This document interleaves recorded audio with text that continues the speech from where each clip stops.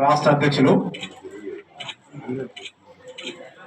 ఈరోజు ముఖ్యంగా ఆర్ కృష్ణ గారి నాయకత్వంలో ఎన్నో ఉద్యమాలు, ర్యాలీలు, నిరసనలు ఆర్ కృష్ణన్న గారు గత నెల దీక్ష చేయడం, సత్యాగ్రహ దీక్ష చేయడం అనేకమైన చేస్తున్నా కానీ మన రాష్ట్ర ముఖ్యమంత్రి గారికి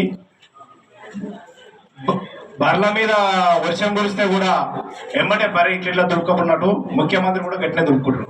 సిగ్గులేని ముఖ్యమంత్రి.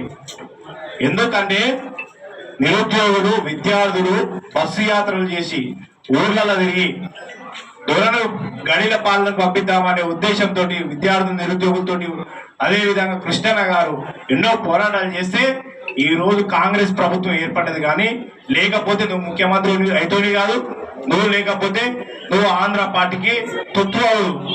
కానీ ఈ రోజు ఫీజుల రీఎంబర్స్మెంట్ పథకం గొప్ప పథకం. ఇది ఎందుకో తెలుసా?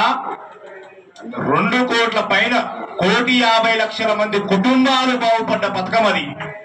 1,50,00,000 కుటుంబాలంటే ఈ రాష్ట్రంలో ఈ దేశంలో 29 రాష్ట్రాలలో ఏ రాష్ట్రంలో కూడా మన దగ్గర ఉన్నంత అభివృద్ధి, మన దగ్గర ఉన్నంత ఎడ్యుకేషన్ ఎక్కడ లేదు.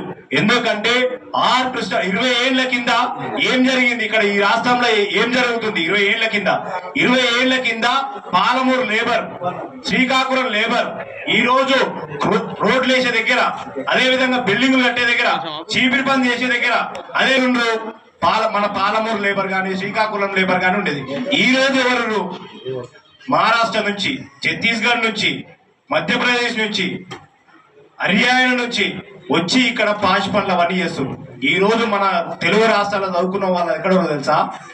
విదేశాలలో కంపెనీలు పెట్టారు, ఫార్మసీ కంపెనీలు పెట్టారు. అదే విధంగా ఈ దేశంలో ఎంతో మంది ఐటీ కంపెనీలు పెట్టారు, ఎంతో మంది ఐఏఎస్లు అయ్యారు, ఎంతో మంది ఐపీఎస్లు అయ్యారు, టీచర్లు అయ్యారు, డాక్టర్లు అయ్యారు, ఇంజనీర్లు అయ్యారు.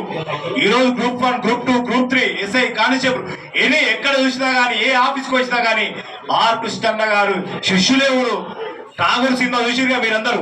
ఠాగూర్ సినిమాలో ఏ విధంగా అయితే ఏఎస్ఎఫ్ఐ అనే ఆ సంస్థలు ఏ విధంగా ఈ రోజు 2 తెలుగు రాష్ట్రాలే కాదు దేశంలో మొత్తం ఏ ఆఫీసులో చూసినా కానీ కృష్ణన్న గారు తయారు చేసిన సైన్యం ఉంది. అంటే అర్థం చేసుకోవాలి మనం. ఈ పథకం నుంచి, ఫీజు రియంబర్స్మెంట్ పథకం నుంచి ఎన్నో బీద కుటుంబాలు బాగుపడ్డాయి. ఈ అగ్రకులాలకు ఓర్సలేరు. అగ్రకులాలు అందరూ కూడా కాదు, ముందే చెప్తున్నాం. ఎందుకంటే ఈ ముఖ్యమంత్రి ఓర్సలేరు. ఓర్వలేకనే మీరు ఎట్లే తిరుగుతారు. ఈ రెడ్డిని ముఖ్యమంత్రిని చేసుకుంటే మా పిల్లలు చదువుకోకుండా చేస్తున్నట్టు. అందుకనే ముఖ్యమంత్రి ఒకసారి నీకు ఇచ్చే ఎవరు నీకు సలహాలు ఇస్తారో, నీకు పచ్చి అబద్ధం, పచ్చి బూటకం, నిన్ను ఎట్లా దించాలి, ఎట్లా నాశనం చేయాలనే తోడే ఇస్తుంది నీకు సలహాలు. లేకపోతే ఇవన్నీ ఎందుకు చేస్తావు నువ్వు? ఏ పాత విధానం వల్ల ఏ విధంగా ఉందో ఫీజు రియంబర్స్మెంట్ టోటల్ 8,500 కోట్ల ఫీజు రియంబర్స్మెంట్ బకాయిలున్నాయి. అవి ఇచ్చేసి మేము ట్రస్ట్ భవన్ పెడతాం, మన్ను పెడతాం, మశానం పెడతాం అని నకరాలు చేసినాం అనుకో, నీ తాట ఇస్తారు. ఎందుకో ఇస్తారు? విద్యార్థులు ఏమో ఊకనే లేరు. జంజీ ఉద్యమం కంటే ఎక్కువైతుంది అనుకుంటున్నాం కానీ బిడ్డ, నువ్వు తమాషాలు చేయకు. నీకు మంచి వార్నింగ్, ఇన్ని రోజులు నీకు శాంతియుతంగా చెప్పినాం, బరాబర్ వార్నింగ్ ఇస్తాం. మీకు వార్నింగ్ ఇస్తాం. వార్నింగ్ తీసుకో ముఖ్యమంత్రి, నువ్వు తీసుకొని మారి fee reimbursement, total fee reimbursement. ఇంకోటి ఏమంటావు? ఎవరైతే విద్యార్థులు కాలేజీలలో ఫీజులు కట్టకపోతే ఆర్ఆర్ యాక్ట్ పెడతాడు. ఎవరి మీద? నీ అన్నదమ్ముల మీద పెట్టుకో, లేకపోతే నీ ఎమ్మెల్యేల మీద పెట్టుకో, నీ మంత్రుల మీద పెట్టుకో. సిగ్గుమాలిన ముఖ్యమంత్రి. వాళ్ళు భూములు మొత్తం గవర్నమెంట్ ప్రభుత్వ భూములు మొత్తం కబ్జాలు చేసి నైట్ జీవో వస్తుంది, నైట్ కుంభకోణాలు వస్తాయి. ఆ హోటల్ ముందర ఉంటాడు, సెక్రటరీ ముందర హోటల్ ఉంటాయి, బిల్లులు పాస్ కానికనేమో ఆ బ్యాగులు మార్చుకోవడం. అన్ని తమాషాలు అనుకుంటాం. ఇదేమన్నా నీ అయ్యే జాగిరేమని అనుకో. మేము కట్టే శిస్తు, మేము కట్టే పైసలు, పేద ప్రజల పైసలు ఇవి. నీ ఇంటి నుంచి ఏమిస్తలేవు. ఈ దేశంలో ఉంది, ఈ దేశంకి వచ్చే ఫండ్ కానీ, ఈ రాష్ట్రంలో వచ్చిన ఫండ్ కానీ, జిఎస్టీలు ఇవన్నీ కట్టేది పేదలు కడతారు బిడ్డ, నువ్వేం కడతలేవు. తమాషాలు చేయకు. మారు ఫీజు రియంబర్స్మెంట్ పథకం ఎట్లా ఉందో అట్లీ. నకరాలు చేస్తే నీ తాట తీస్తామేమనుకుంటావు? తాట తీసుడు కాదు, చింత చెట్టు కట్టి చింత పరుగుతో కొడతాం కూడా. నిన్ను విద్యార్థులే కొడతారు. తమాషాలు చేయకు నువ్వు. నేను మంచితనంతో చెప్తున్నాం నీకు. ఎందుకంటే కృష్ణన్న పెద్ద మనిషి, ఆయన ఏమంటుండు, వద్దు మంచిగా శాంతియుతంగా ధర్మయుద్ధంగా అన్న కృష్ణన్న గాంధీ మార్గంలో నడిచే వ్యక్తి. ఆయనను చూసి మేము ఆగుతున్నాం.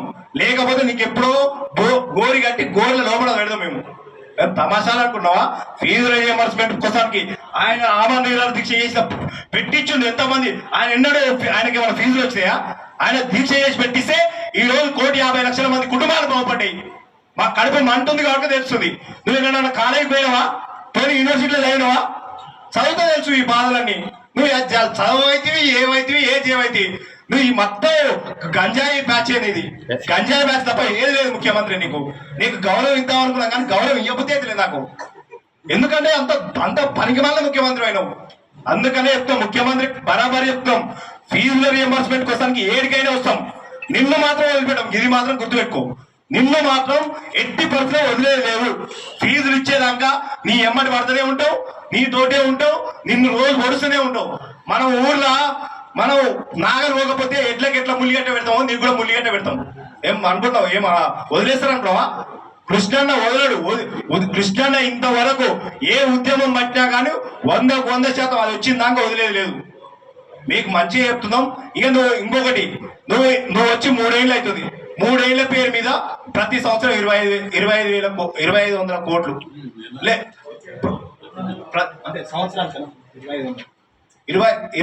మొత్తం 8,000 కోట్లు ఉన్నాయి. 2,500 కోట్లు ప్రతి సంవత్సరం ఫీజు రియంబర్స్మెంట్.